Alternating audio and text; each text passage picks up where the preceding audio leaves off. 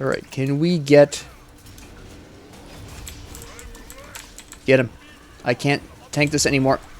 He got him. Okay, good. At the very least, he got him, so I'm okay with that. But he took way... Hello, everyone. This is Professor Reha here with Episode 2 of the Athena Support Arena Guide. Now, Charybdis was released today, so I'm expecting to see her as an opponent, but there was no changes to Athena or Khepri, for that matter, in the most recent patch. Apparently, this is a great meeting of the minds, by the way. I remember you from 4 years ago for some reason. They're apparently friends from a long time ago. I'm not exactly sure what role-playing means here, but okay. Sure? I'm not really sure what that means. But, here we go, I guess. Let me see. What do we want to run as?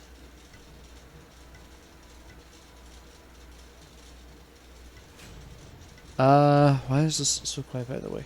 We'll go to 20.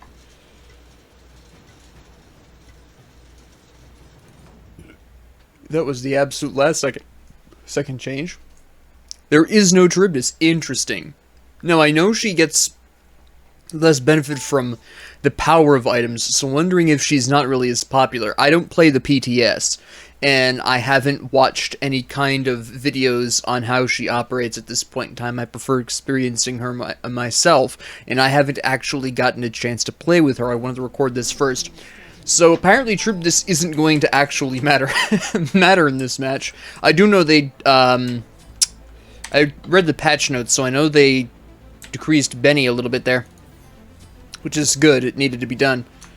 Let me see. We're going to start off with a nice Sentinel's Gift, and I think we're going to go into Gauntlet of Thebes. I forgot that they reduced the cost of some of these items. The initial cost, I think. Yeah, they reduced the cost of some of these items. So, let me see. They have Ganesh, huh? 2 mages, okay. We have Daji. Daji is one of the very few assassins that I really appreciate having in Arena, because she basically acts as a more aggressive Ares, although Ares himself is fairly aggressive by nature anyways. Should have brought them closer together. Odin could have hit both of them. Wasted opportunity there. Why? That's weird. Okay. Oh, I completely whiffed that. Didn't really make a huge difference, though. Or probably won't make a huge difference. It's early enough in the game where a little bit of damage missed from my ability isn't going to matter a great deal. Okay. Ooh. Yeah, that was a bit interesting. Alright, so we're going to try to play this one a little bit safe. I mean, I rushed the Sun Wukong, but he was by himself at that time, so that wasn't really going to make a huge difference. He's already used his escape, so this is a lot of damage we can potentially get off here. Or not. I could not use my ability fast enough. That is fair enough. Just as soon as I said I was going to play it a bit safer, because I haven't got Gauntlet of Thebes yet. Let's see. I mean, I can recover. It's early enough in the game. But they do get the benefit of First Blood, which is going to hurt us a little bit in the short term at the very least. Whether or not they can roll that into a nice late game is an entirely different question. Why is she going in? On Sun Wukong of all enemies.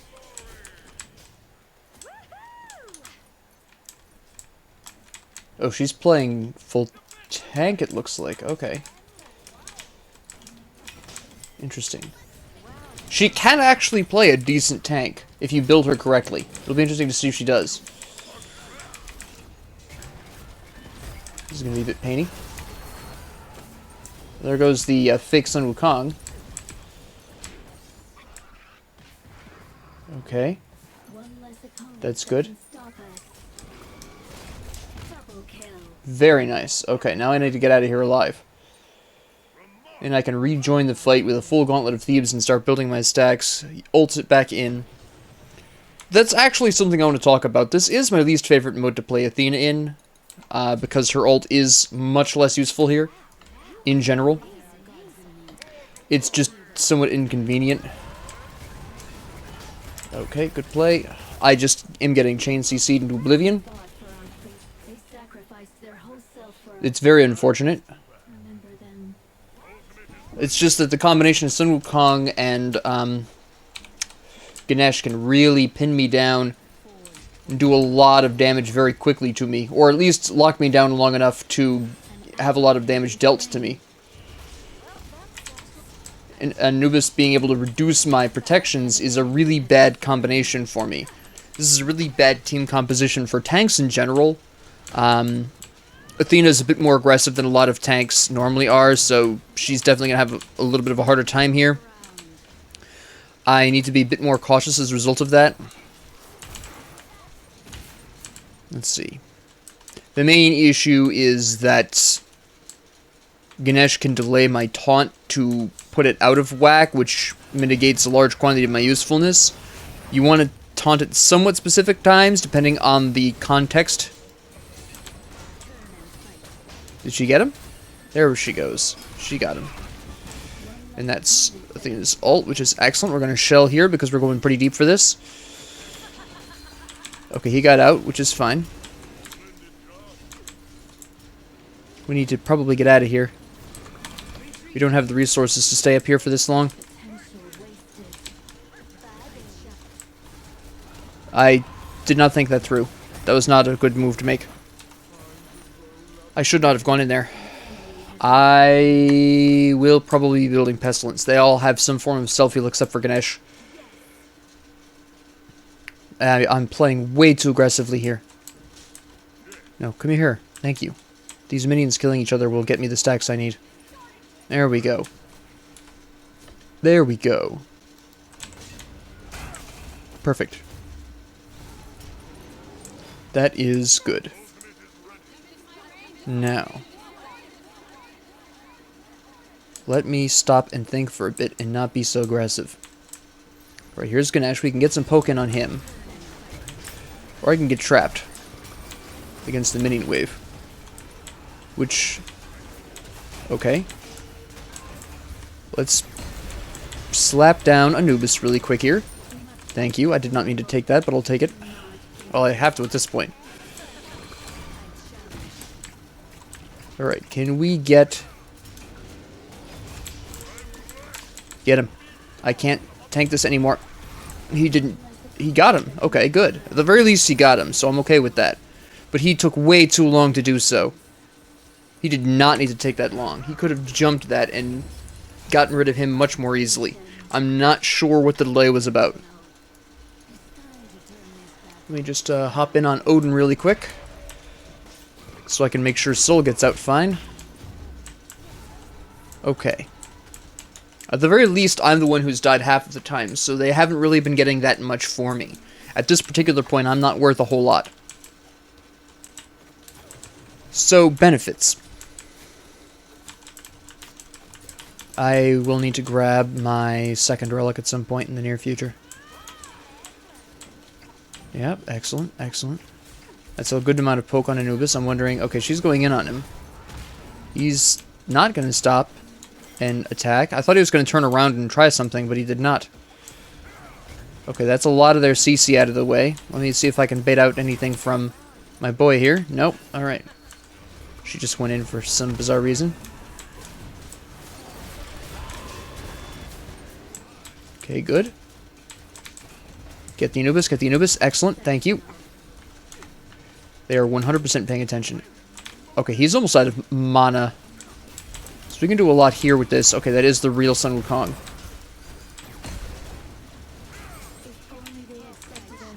We're going to get rid of you since you are going to be that bold. I don't want to go in. I don't think we have the resources yet. We need to retreat. We need to ebb. This is not going well. It's time for the enemy to flow forward. Gotta let him out. I gotta get my, there we go. Gonna get Blink for a bit of a better engage. Alright. She's going on good old upwash. No, she's after... there we go. I just didn't want him getting away. Can we get this Minotaur in? Yes, we can. Yes, we can. Oh, that's huge. That is absolutely huge. And we took Anubis? Perfect. Alright, good. Hold on. We can get stuff done here. There we go.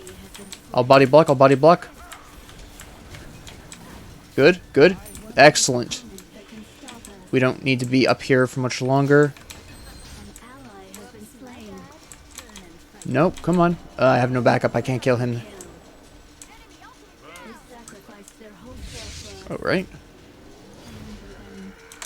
That was a good swing. He timed that really well. The Anubis is just not interested in keeping up that fight, which is kind of strange because they probably actually could have killed me there if they'd worked at it, because all of my allies were still down and they weren't coming back quite yet. I want to go for Heartward Amulet. I think that'll be the best option. They're pretty damaging, so I want to use a large amount of... Okay, that was bad. They played that very well, though.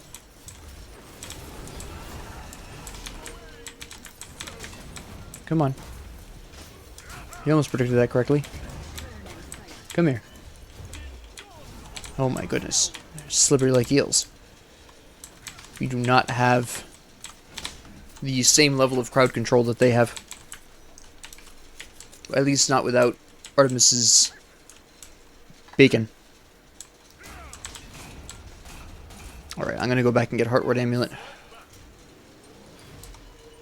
We're going to need this. And then I want to get Sovereignty. I want to go Aura Bot type build here. I don't want the rather impressive amounts of damage output they can provide to slap down my allies. Especially since we actually only have 2 damage dealers. So I want to make sure that those damage dealers can live as long as possible. Wow. That was absolutely decimating. Alright, we got some people stuck in here. That's fair enough. Excellent. Get him, get him. This Odin does not jump on everyone.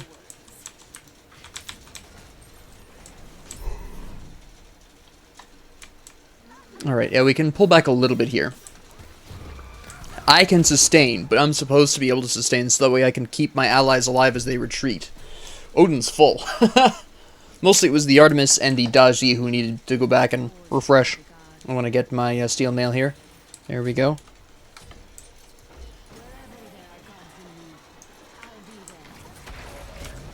Okay. This soul's playing very aggressively. That probably was helped by my use of my ult. What is this Ganesh building? He is very soft. We can get him. I don't necessarily know if it's worth it right now. You go right on ahead and stun me. Oh man, this is not going well right here. It's a very bad fight. Ah. Taking too much damage. I've got too much that drains my protections. Okay, he's building a hybrid Ganesh, which is interesting. We've got Void Shield, which is a problem. Anubis also has Spirit of the Magus, which is a problem. Glad I decided on Orabot. Let's make things a little bit better for the team. Is Daji building full damage? She is. Okay. Alright, that's fair enough.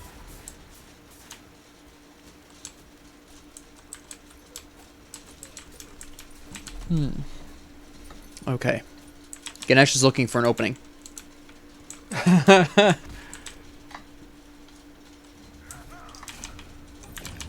I'm waiting for Ganesh to make his move. I want to do a counterattack because if I go in now, I'll just be interrupted and eliminated.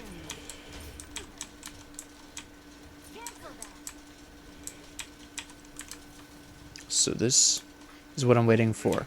Ganesh refuses to make a move. He knows I'm waiting for it. There we go. Okay, good opening, good opening.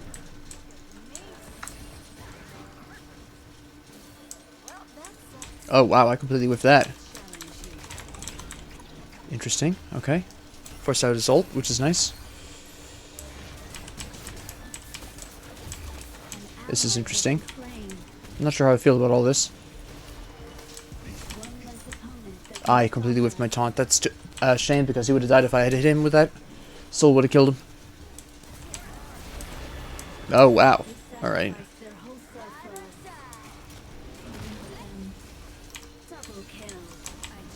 Come here. Okay, we are gonna get slapped down. She's gonna get killed. I don't care about you right now, Anubis. I've got bigger fish to fry. Holy cow. She stays too long in fights. She's building tank, but she still doesn't have the kind of crowd control she needs. Then again, neither does Athena.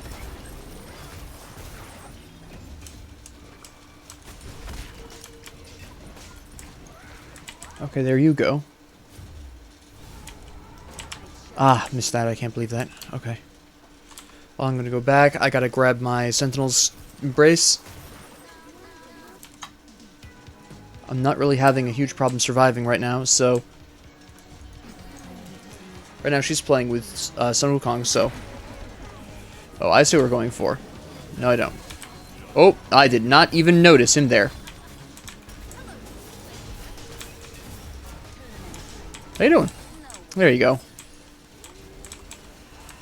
Putting him in the Odin cage was really... putting the Odin cage around her column was really good. I'm gonna die here. Yep.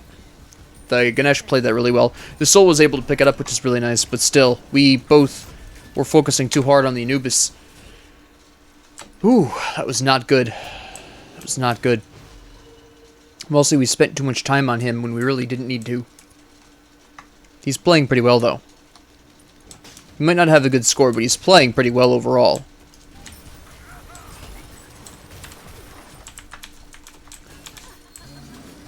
Alright.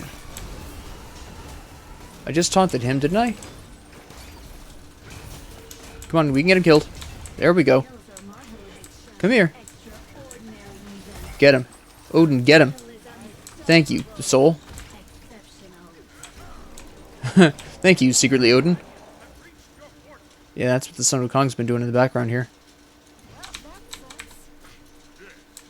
But we got about roughly equivalent points here from the player killing. Yep, that's fine. Okay, the Ganesh played that really well. I'm gonna die at this point. Yeah.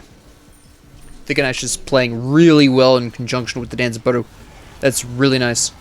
Very good gameplay there. Let's see what we can do with Odin here. Use that a bit late. Come here, everyone. I really got somebody in here. Who is that, Danzaburou? Yeah, he's dead. He's dead. We can kill him. Excellent.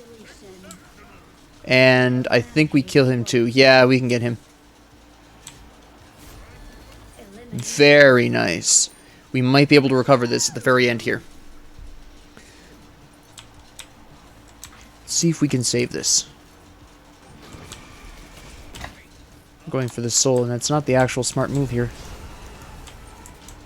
Oh, I see what's happening. Alright. Okay, I'll admit I'm impressed.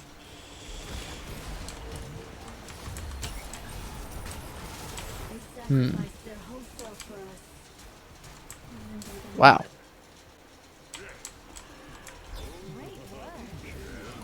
Ha! I made it out. Somehow. That was very close. If I died there, we probably would have lost right then and there. I still think we're going to lose because I don't know what was going on in the background, but it's not good. I wasn't paying enough attention. I was trying not to die. Who is this? Daji. Good kill, good kill. Oh! Oh! Wow, I can't believe we won that. Alright, let's talk about this. Holy cow! Wow, that was right down to the wire. Oh my goodness. Alright. let's have a conversation about this match, shall we? Alright, so what happened? Alright, so this is interesting for a couple of reasons. First off, we had the very interesting triple tank because of the use of Daji as a tank. Now,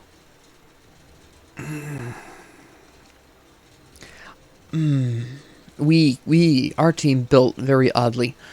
The enemy team built fairly normally, but except for the Posh, I don't know what he's doing there. Let me see. Overall, I would have to say that while the enemy team had a better coordination between their support and their warrior, ultimately, I can see, yep, no, I know exactly what happened here. Alright, so what this comes down to is we had 3 tanks and 2 damage dealers, and they had 2 hybrid front lines and 3 damage dealers. Consider for a moment, myself and Odin, and Daji even, we all were building pretty full tank. I went Gauntlet of Thebes, I went Pestilence, I went Breastplate of Valor, and I went Heartward and Sovereignty. I used Sentinel's Embrace. I was looking to increase the defense of my team. The only reason I built Pestilence was for the obvious need for Anne to heal, because Sun Wukong, pardon me, Alposh heals himself, Sun Wukong heals himself, Danzabutter heals himself, and Anubis heals himself. And if any one of them built lifesteal, that would be even more self-healing. So Pestilence was going to be needed right off the top. I knew that. The Breastplate of Valor was for the cooldowns and physical protection, and obviously the rest of it was auras. Soul built damage right away. Now, Soul actually built very intelligently, going towards the Gem of Focus, doing that true damage right away, because Ganesh and Sun Wukong are already tanky. Anubis actually has built-in quasi-tankiness through his passive. He steals protections away from enemies. I think it's 21 specifically, 3 stacks of 7 for 21 total, but it still can matter quite a bit in the early game. So the gem was able to help Soul punch through that in the early game, and then in the late game, that percentage damage increase was even more significant because of the builds of the enemy, and I'll get onto that in a bit. But then she went right into Spear of Desolation, again, looking for that flat penetration, which is really powerful in the early game. You've got good power and good cooldown reduction here. Polynomicon, again, very good at the early game. An extra slap of damage. Scales well into the late game. I personally prefer to build this in the second half of the game. I usually build this as my 4th item personally, but building it as your 3rd item is just fine. It's just a personal preference of mine. Hastened Ring, very nice, very nice. Allows her to keep pace with Danzabutter, who is running pretty fast. Allows her to outpace Anubis and Dapwash. This was huge. She could have gone for something that slowed down the enemy instead, but this is just as equally good. Then she went into Bancroft's Talon. This was for the power, the lifesteal. Really excellent pickup for all mages. I don't know why you wouldn't want to build Bancroft's Talon at some point on a mage. And Rod of Tahuti, which is incredibly good with Soul because both her abilities and her basic attacks do impressive amounts of damage. So having a 25% additional power boost for both is absolutely insane in Soul's case. The only thing really that she was lacking was penetration. She didn't have a whole lot of penetration, but there is actually justification for this, namely, the Ganesh and the Sun Wukong not really building a whole lot of protections. Now, the Ganesh built tons of magic protections. Actually, that was almost exclusively what he built, other than Gauntlet of Thebes. He had the Sigil of the Old Guard, which gave him a little bit of extra physical protections. He had the Talisman of Energy, and he had the Heartward Amulet, but these two were built at the end. Notice also that Soul built Rod of Tahuti at the end. So Soul really didn't need Rod of Tahuti until the end, because up until that point, Ganesh only had Gauntlet of Thebes and the Sigil of the this regular Sigil at least, in the early game, and was going into non-protection increasing items. Relic Dagger is okay, provides you with some health, but not really, it doesn't provide you with any protections, so its defensive use is somewhat limited. And then Spear of Desolation, which is a damage item. So Sol didn't build a whole lot of penetrations because, frankly, she didn't really need them until the late game. The Artemis went with, interestingly, Tainted Amulet, which I find somewhat interesting because she actually can play a really mean Toxic Blade. I find that very effective on her, especially since it can also enhance her movement speed, which allows her to survive a little bit more easily because it gives her the movement speed she needs to maybe get away from people a little bit easier, but that's, you know, whatever. Archival, of course. She went with a pretty classic crit build. She built pretty well. The Tainted Amulet does somewhat confuse me. I think Toxic Blade would have been a better choice here, but maybe she would have was she already overcapped? Hold on. No, she wasn't overcapped, but she might have been. And, of course, using her attack speed buff would have overcapped her, so I can kind of see that. That makes some sense.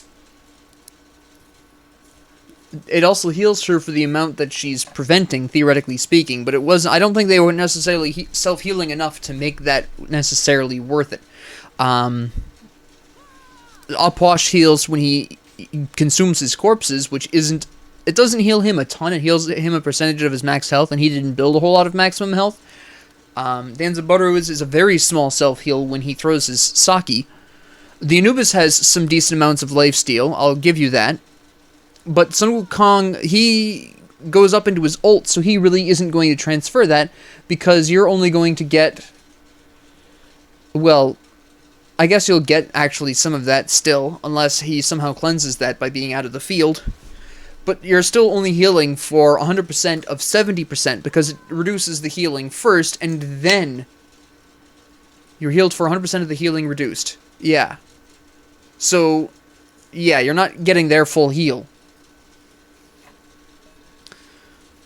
I think you're only actually getting 30%, actually. I think you're getting the 30% that they're healing, which is even less than all of that, because they're not healing a dedicated amount. That's only really useful if the enemy team has a Chang'e or a Hel or an Aphrodite who heals large quantities of health. The Odin, of course, went nicely full tank. We have the Spartan Flag, which was pretty useful. Sledge, Oni Hunter's Garb, excellent. Sovereignty, perfectly fine. Relic Dagger, that's fine. I think this is overpurchased right now. I understand why people are buying this, I just think it's a little overpurchased. And then Pridwin for cooldowns in both protections, that's all great. That's all perfectly fine. Other than, of course, the Ritual Dagger, Relic Dagger, whatever, it's the Relic Dagger. But otherwise, you know, you're pretty fine there. And then Daji going Lona's Mask, Warding Sigil, Spirit Robe, the whole entire tank, except for Void Shield, which is hybrid. And that's okay. That's okay. Not my favorite way of playing Daji, but she can have a significant impact on games this way, and she was able to slow down Posh and Anubis and Danzabutter to a pretty good extent. Actually, I would say this is actually one of the few team comps where Daji, even with her lack of crowd control, can actually make a significant difference, because she does have a couple of slows that she has access to, as well as her ult. So I am going to say that though the Daji wasn't particularly great in the role of a frontline tanky character, she at least was able to make an impact. Now the Aposh, again, with the Charon's coin and the Abshard, which is just absolutely overkill on the penetration, in all honesty. He didn't really need the Charon's coin. Doom Orb I can kind of understand. He needs the movement speed to get away from people a little bit better. But personally, as Aposh, I like to double down on lifesteal and just try to survive my way through a fight, which works most of the time, even with anti-heal on the enemy team. But overall, his build is fine. I don't know why he didn't finish the Staff of Mirrodin. That was a little weird. Like, he's almost there, and then he just stops in the middle. So that was a bit odd. And, of course, the overcapping on penetration is probably not great. The Soul Reaver was an interesting choice, but I'm sure this was built in response to Daji, to be completely honest. But you'll notice, actually, with all of this penetration, he only had 560 power. For a mage, that's not a ton of power. And that's because he built so much penetration items, which typically have lower power. And in fact, he technically overcapped on magic penetration, that he just wasn't hitting supremely hard here. The Ganesh we've already covered. The Sun Wukong built exclusively physical protections, except for a splash of Sledge and the Warrior's Axe. This is weird to me, because Sol was absolutely trashing this poor Sol, and I don't really know why he would build no magic protections. I mean, his build isn't entirely bad. I have no idea why he felt like he needed to build Berserker's Shield, though. This should have been some form of magic protection, and this should have been earlier. This should have been Sledge is fine, Mystical Mail is fine. Instead of Gladiator's Shield, build some form of magic protection, Genji's Guard, something. Void Shield, more magic protections. I mean, or Glad Shield if you really wanted to double down on the physical protections, but he built no real magic protection item, and this is a large quantity of the reason why his impact on fights wasn't so large. You'll notice how quickly we were able to force him to use his ult in a lot of fights. That's basically the only reason he didn't die more often, is because he was able to ult out of hideous circumstances. You can go back over the video and watch how many gazillions of times Sun Wukong is only in a fight for 15-20 seconds, and then he needs to ult. Whereas everyone else, for the most part, is fine, at least in terms of frontliners. The Danzabaru built really well as well for what we were. We were fairly tanky. The Hunter's Cowl, perfectly fine. Oboe, Silver Branch, McIval. Chin Size, I'm sure, was built because of the realization that Daji was going full tank. And then Ritual Dagger. Now, I don't know why this was built, unless Danzabaru was really worried about getting crowd controlled and wanted just their beads up as quickly as possible, as often as possible, which is a common reason to build Ritual Dagger. I'm not a huge fan of Ritual Dagger on Hunters, but I can understand that probably this was for the beads to get away from the various pieces of crowd control. Overall, though, you'll notice the same issue that is fairly pervasive through most of it is horrifically bad penetration. He's only got 10% out of Silver Branch, and considering how tanky Daji, Odin, and I were, this meant that Danzabaru was basically throwing little pebbles at us for the whole game, because he just wasn't punching through our protections. I mean, I had overcapped on my protections when Sentinel's Gift is active. Odin had really impressive, almost 200 physical protections, more if he was in my sovereignty range. And Daji, of course, has almost maxed protections as well, and here's Danzabaru with only 10% penetration. That's only 30%, that's only 30 penetration converted, roughly speaking, between Daji and I, and for the Odin, it's 20.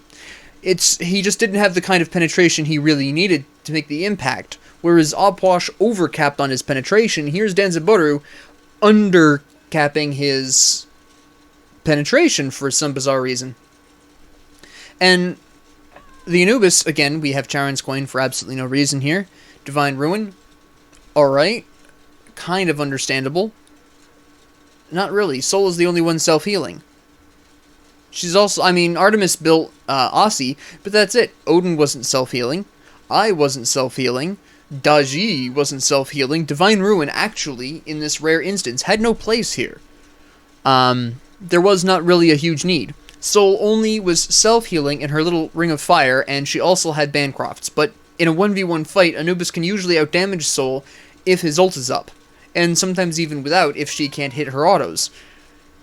Soul Gem is good, Spear of the Magus is excellent, and Typhon's Fang is excellent. It's just these first two items here that make no sense. Charon's Coin, yes, it has penetration, but as I've stated before, Obshard is better for this because you don't need the HP and MP5, the movement speed is probably what he bought this for, so he could get away faster, but Anubis is another one of those immobile mages that wants to double down and try to take people with him, because it's more effective than trying to run with no escape and no hope of life.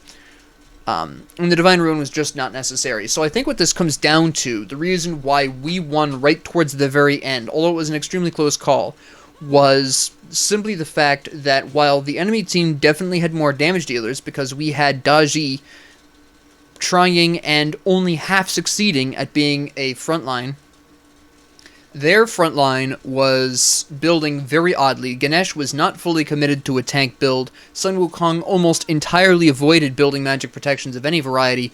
So even though we were basically playing a couple of fingers short of full 10 fingers, because Daji was not building damage like you normally would expect and you would normally want. We had 3 tanks to 2 damage dealers, which is not ideal in Arena. But our front line was strong enough compared to theirs where that wasn't crippling. We were still able to pull off the win. So that's, I think, what it basically comes down to, besides the fact that the enemy's builds in general were kind of on the inefficient side. Danzaboru, for example, sacrificing some of his damage output to build Relic Daggers so he would be able to use beads more often is not necessarily a consistently excellent choice. So I would have to say, by and large, that's the primary reason that we won, especially towards the very end, as sort of the item builds culminated in just absolute chaos. But that's all I'm going to really have to say about this match. Thank you all very much for joining me. If you liked this, please like and subscribe. If you didn't, please ignore me. And if you have any comments, questions, concerns, ideas, suggestions, what have you, requests, whatever, please leave them down in the comment section below. And thank you all very much for joining me. Have a great 24 hours.